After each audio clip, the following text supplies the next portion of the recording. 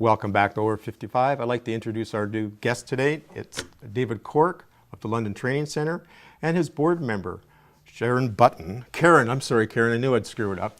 Karen Button, who is a board member. So I think it's very interesting that we talk to David, who runs the organization, but also as well as talking to a board member who has a lot of input into it, I hope. David, maybe you can tell us who and what London Training Centre is. Well, London Training Centre, Ron, is all about, we're an organization that helps people succeed in the workforce. We do that in several ways. Primarily, we do receive funding through Employment Ontario, and we can help people with all the employment services that they might need, job searches, resume development, some employment counseling. We have an employment resource center.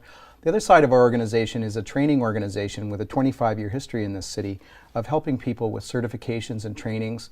Sometimes it only takes just a little bit of education and learning to inspire people to take that next step. Okay, and I've been at your facility a couple of times, and you've moved to a new great location.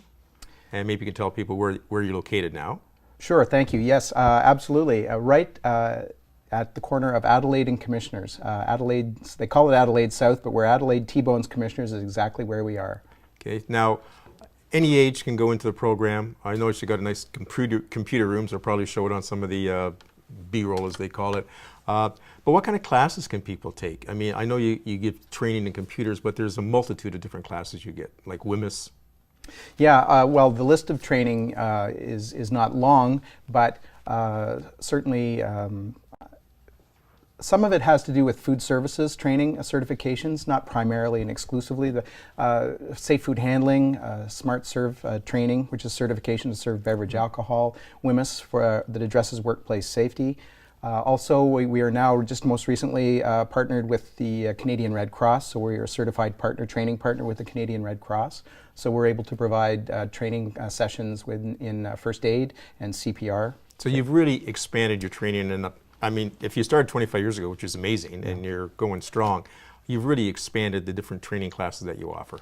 Yeah, we've endeavored to really become what we like to say, describe as a community trainer, your community trainer, and try and offer as many selections, a broader menu of things for people so that we can help many people in many different ways. Great. Now I'm going to go to Karen. Hi, Karen. Board. People, I don't know if the people out there realize how much a board provides, and you're a volunteer board member, correct? So you're not getting paid for this job, but you do put a lot of effort into helping guide David possibly. So maybe you can tell people a bit what your position is as a board member and what you do there. So as a board member, I think I'd like to back up just a little bit and say that I had never heard of London Training Centre, but my background is education and staff development. Okay.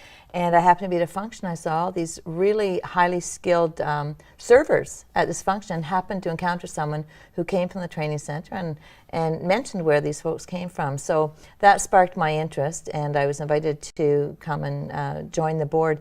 And the board is a really high functioning group of volunteers who are committed to helping David to be as successful as he can possibly be in leading a strong group of employees. We oversee, we review the budget, and we look at the financials monthly. We try to attend as many functions as we can. Okay. So we would go to the food skills culminating activity, if there's a food for thought program, whatever programs are out there that help us to look in the community and see really what there is that is supported by the training center, and how we can help David and you know, support him in a positive way. Yeah, so you're more involved than just sitting behind a conference table once a month for a couple of hours. So you're getting out into the community, you're promoting LTC.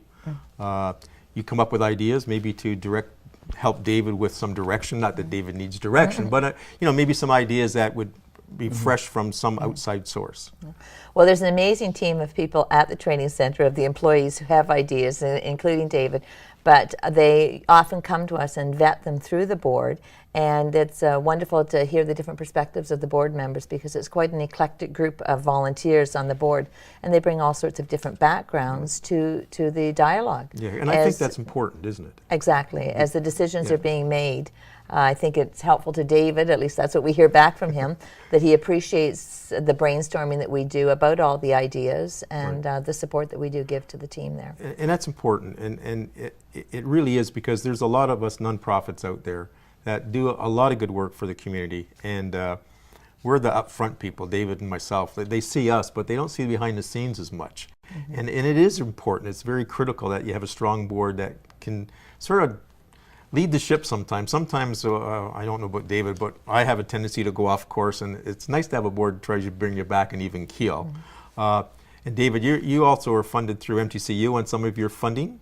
Yes, the employment services side of the organization is funded through Employment Ontario, and that also, the provision of that full complement of services through that organization is new to us as well. That's started just this past August. So previously we offered some employment service support programs, but now we provide the full complement of Employment Ontario services, which is a rather large growth piece for us in terms of being able to help people. Right, and it's a great program. I think later in the program, I have a JCP program, a Job Creation Partnership with the MTCU and Ontario Works, and it brings in some great people that have some extremely great skill set, which we're very fortunate to have. And we have to thank our friend Art, who helps us. You know, he has some good ideas for us. So I don't know how much he gets involved with, probably the board, probably little, but there is some interesting programs out there. Yeah. I like to think that ideas really do inspire human success. Whether it's ideas from the clients that we encounter in our work, or from volunteer board members, or just open discussion within the community with other community partners. Really, ideally, I think what we really need to engage in here are positive conversations that can really make this a stronger community. And I think it really is that ideas grow from those conversations, and then they result in really good work. Well, I want to thank both yourself and Karen for being on our show. This is a good segue into our next on location, because our next on location is going to be at the London Training Center, showing your, I call him chef, but he's a trainer, a manager in the, I guess your food services side. That would be our local food skills program. Okay, so I'm going to call off and say welcome. We'll see you back on Over 55 with the London Training Center on the food services side, and we're going to have Steve James, who's an extraordinary man. Thank you. Screwed that.